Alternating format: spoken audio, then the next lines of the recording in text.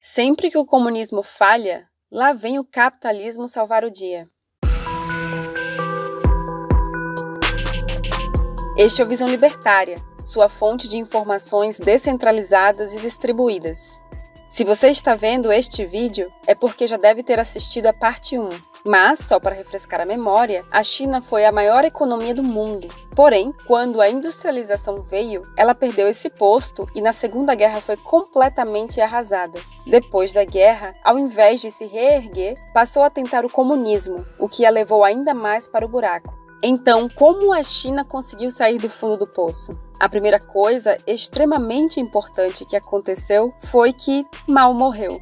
Em 1976, o genocida teve 3 ataques cardíacos e faleceu. Provavelmente foi a única vez em que o coração duro de Mao fez algum bem para o povo chinês. Mas e depois? A partir daí vemos o início lento, muito lento, mas constante de crescimento da liberdade econômica da China. Aqui é preciso fazer uma observação. Muitas pessoas atribuem esse liberalismo econômico a Deng Xiaoping e, sem dúvidas, ele acreditava que uma maior liberdade para trocas voluntárias geraria uma melhora econômica. Mas entenda uma coisa, Deng Xiaoping nunca foi um ditador chinês. Ele era chefe do Partido Comunista, mas nunca esteve no poder. Isso demonstra bem o quão irrelevante é quem senta na cadeira presidencial. Quem realmente comanda o país são os funcionários públicos de alto escalão. Não importa se o presidente é um marxista assumido como o FHC. Se o Deep State achar necessário privatizar, privatizações acontecerão.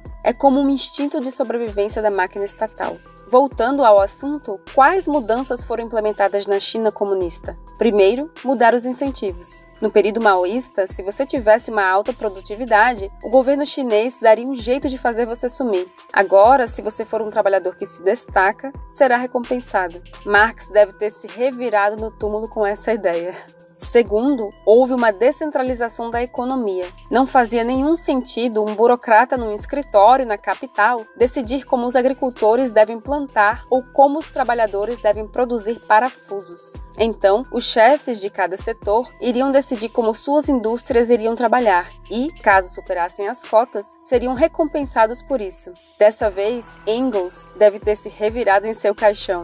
Infelizmente, esse sistema chegou na pior hora possível. Apesar de fazer muito sentido, para os comunistas sem cérebro no poder, o que importavam eram os resultados. E, infelizmente, a aplicação dessas ideias coincidiu com um dos invernos mais rigorosos em toda a história chinesa, resultando em uma diminuição vertiginosa nas colheitas. Porém, havia esperança. Graças a esse plano ousado, a indústria chinesa teve um crescimento de 30% entre os anos de 1977 e 79, o maior crescimento que o país já teve. Lembra na parte 1 quando mencionamos que o comércio internacional era forte na China antes do comunismo? Então, apesar de algumas vezes isso ter sido exposto à força por outros países, especialmente a Inglaterra, o comércio exterior era bem sólido, até que o comunismo chegou. Teoricamente, a China era o paraíso comunista onde todos os trabalhadores tinham tudo o que queriam e eram extremamente felizes. Então, por que importar produtos feitos com a mão de obra de outros países? Ou ainda, por que mandar para fora do país os produtos produzidos pelos trabalhadores chineses, se tudo a classe operária produz e tudo a ela pertence? Por causa disso, a China comunista tinha a ideia fixa de autossuficiência. E, apesar disso ser possível tecnicamente, a divisão de trabalho, mesmo entre países, fazia com que trabalhadores se especializassem em certas tarefas, aumentando a produtividade.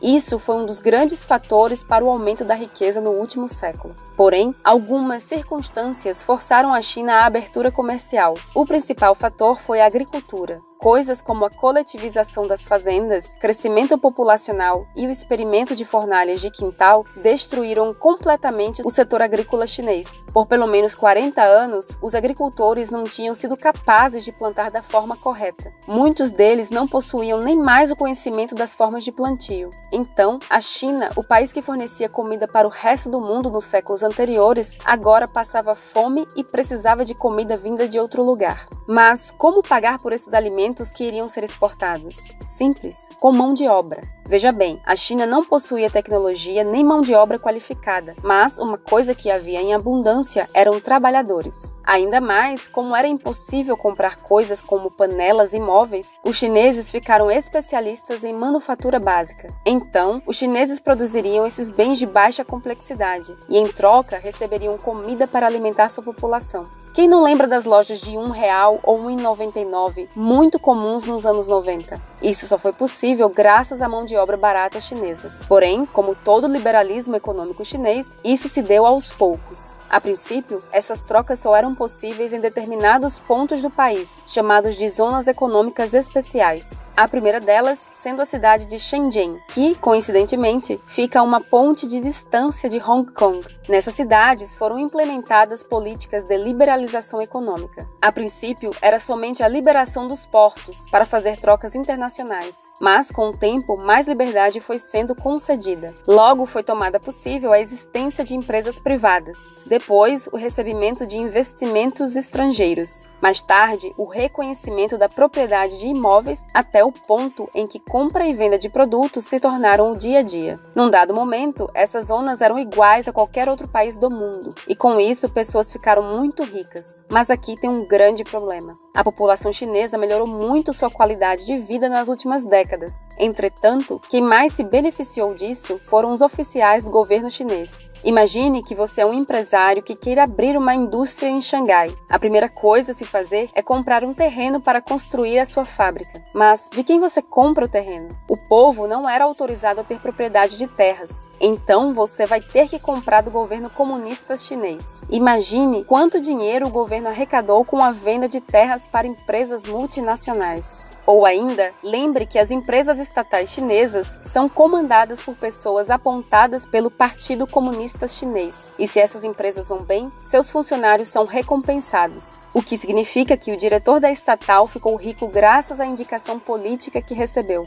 Não entenda errado, a liberdade econômica fez com que a China saltasse da pobreza de volta para o pódio de maiores economias do mundo. Mas essa prosperidade veio principalmente por causa das empresas estrangeiras. As empresas chinesas não desfrutam da mesma liberdade. Casos como o desaparecimento de Jack Ma demonstram que a economia chinesa ainda está sob o controle da ditadura chinesa, que escolhe quem vai enriquecer e quem vai falir. Muitos socialistas acham que a China é rica porque o governo controla a economia. Mas se tem uma coisa que o século XX demonstrou, foi que a China é rica, apesar de o governo controlar a economia. Agora, este não seria um vídeo sobre a economia da China se não falássemos sobre o impacto que um certo vírus causou em sua terra natal. Claro que os números fornecidos pelo Partido Comunista são tão confiáveis quanto os da Coreia do Norte, mas vamos supor que não houve queda na produtividade da China. O que isso ainda representa para a economia chinesa? Primeiramente, pode-se esperar uma diminuição em suas exportações.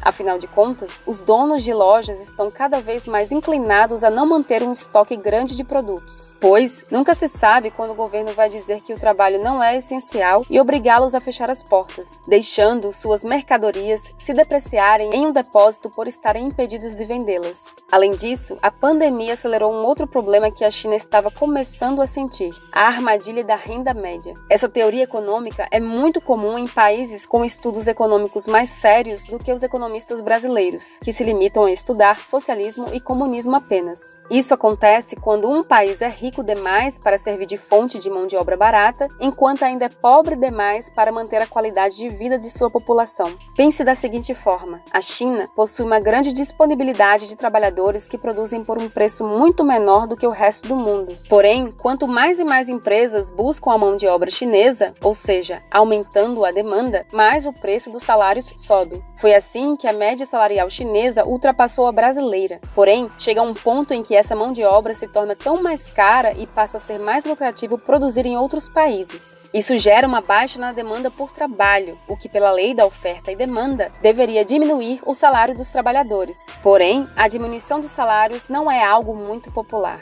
O que geralmente acontece é que, ao invés de baixar o valor dos salários, as empresas simplesmente vão embora para outros países mais competitivos. Isso não deveria ser um problema, já que com a melhora econômica do país e acúmulo de capital, os trabalhadores do país deveriam começar a empreender e criar outras fontes de riqueza além da manufatura manufatura. Infelizmente, a maioria dos governos impede o empreendedorismo e acaba ficando presa nessa armadilha da renda média. Quantas empresas multinacionais americanas você conhece? Só no ramo de alimentos, você provavelmente já comeu em uma neste mês. Quantas marcas de carro inglesas, alemãs e italianas você conhece? Quantas empresas de tecnologia coreanas e japonesas produzem coisas que você tem em casa? Agora, de quantas multinacionais chinesas você consegue lembrar? Compare quantas a primeira economia mundial, os Estados Unidos, tem e quantas a China tem. Diversos produtos estão deixando de ser fabricados na China e os chineses dependem muito dessa fonte de renda. Até mesmo algo como um iPhone, que se lhe perguntassem onde é produzido, você provavelmente diria na China, na verdade tem uma cadeia de produção que se espalha por 42 países. Você sabia que a caixa do iPhone é fabricada na República Tcheca? Para contornar esse problema, a China partiu para uma ideia realmente chinesa. O governo chinês passou a oferecer empréstimos para países, muitos deles falidos, para a construção de portos, ferrovias e outras obras de infraestrutura. Mas com um detalhe interessante, as empresas contratadas para construir essas obras têm que ser chinesas. Desse modo, o dinheiro nem chega a sair da China, ficando apenas responsável pela construção dessas obras. Porém, tem um detalhe: caso os países deixem de pagar esse empréstimo, talvez por causa de uma piora econômica causada por uma pandemia completamente imprevisível, essas obras passariam a ser propriedade do governo chinês. E, se esse governo decidir que somente produtos chineses podem ser comercializados através desse porto ou estradas, isso faria os demais produtos não produzidos na China bem mais caros. Em resumo, a China é a segunda maior economia global não por causa de seu governo, mas por causa do seu povo. Só o tempo dirá se esse mesmo povo conseguirá se libertar da ditadura que os consome, ou se essa ditadura vai dominá-los cada vez mais. Obrigado por sua audiência. Este artigo foi sugerido e escrito por Liber Rhodes, revisado por JJ Liber e narrado por Baby Yoda. Se você gostou deste vídeo, deixe seu like e compartilhe o vídeo em sua rede social. Se você deseja acompanhar nosso conteúdo, inscreva-se no canal e clique no ícone de campainha. Até a próxima!